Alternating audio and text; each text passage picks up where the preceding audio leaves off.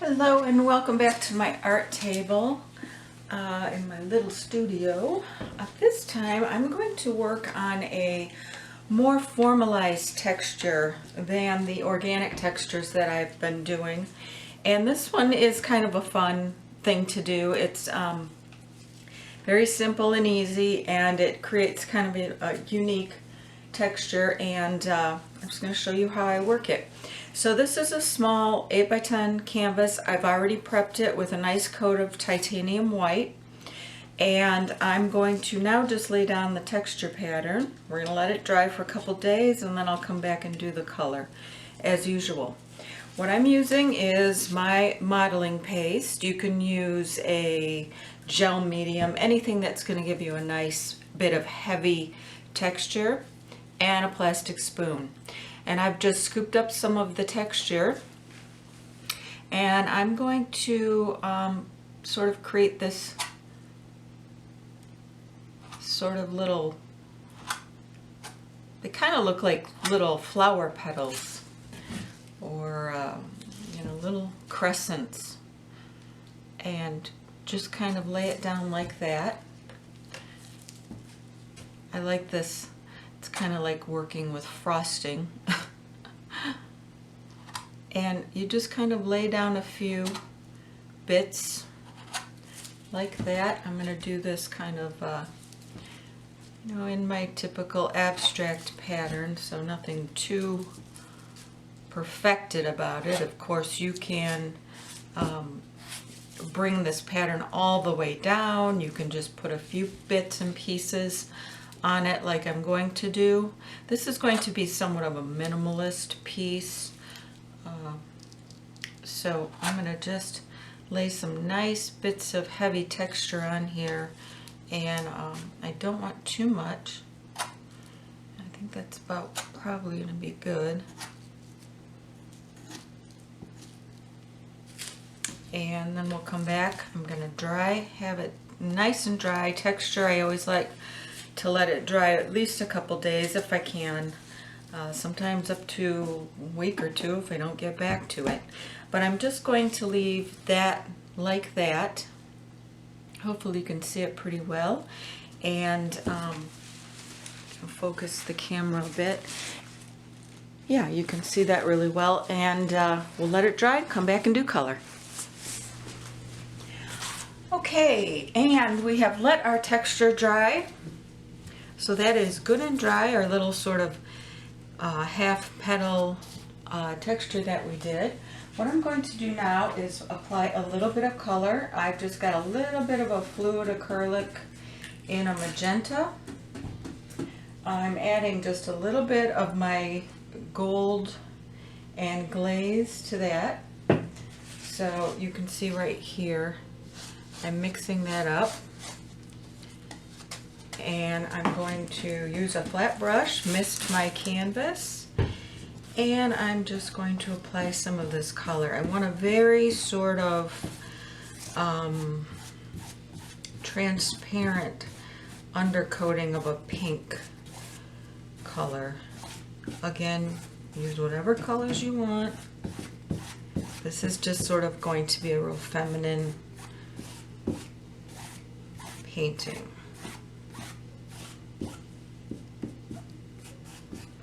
A little bit wet, so what I'm going to do, I just take one of my sort of hardware brushes here,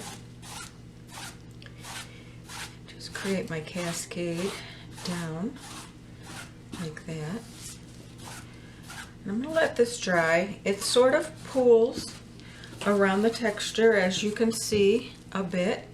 And that's okay, that's what I want. There's some areas that didn't really grab much, and that's okay, I want that too. So I'm gonna go ahead and let this dry, and then we'll come back and do our next coat.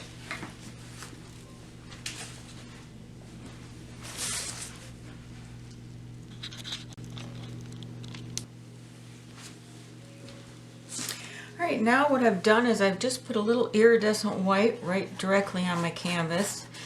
Don't always do that, but this is dry, so I wanted to go ahead and do this fairly quickly. You can probably hear my little kitty yelling in the background. It's probably lunchtime. And I'm putting this on in sort of a swirled pattern and going down the canvas a little bit, bringing it down. You can see that's got sort of a pearly finish to it.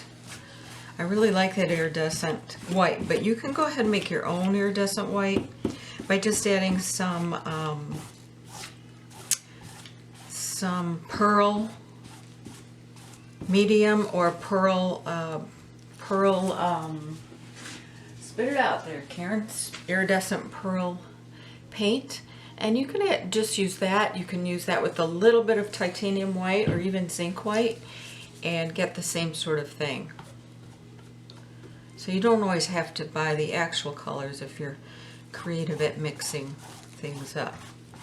So that's going to give us kind of a shimmery, pearly finish, if you can kind of see that as it catches in the light. And I'm going to let that dry really well, and then I'm going to come over it with another coat.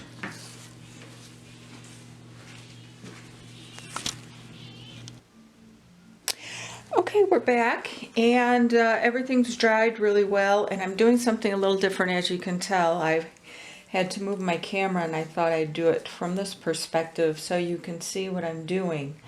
I've got a little bit of my glaze and just some gold paint I'm using, and I've got some pigment powders. These are iridescent pigment powders. This one's sort of a plum and this is a gold.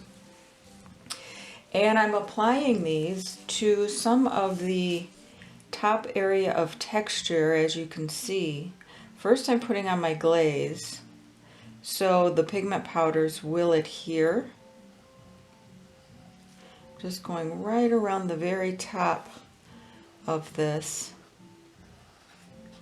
on some of these areas of raised texture. And I'm just taking a small detail brush, dipping it into my powders.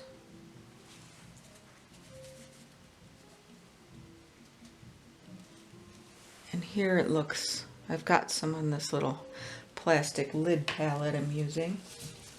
And going around that, these pigment powders are unique. You may be using them, you may not. I have just started using them, and they give you a really unique effect. I like to work with gold a lot, as you know, if you've watched my tutorials, and these really boost that glimmer, that bling that you get when you're working with metallics.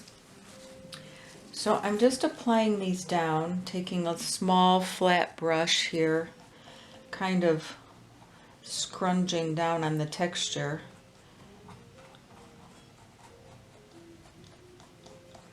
Like so. And then any areas I don't want the powder, I'm just taking a very damp paper towel edge, kind of wiping it away. Like that. So it gives me a really iridescent, shiny look with these pigment powders in addition to the glaze versus just using a metallic paint.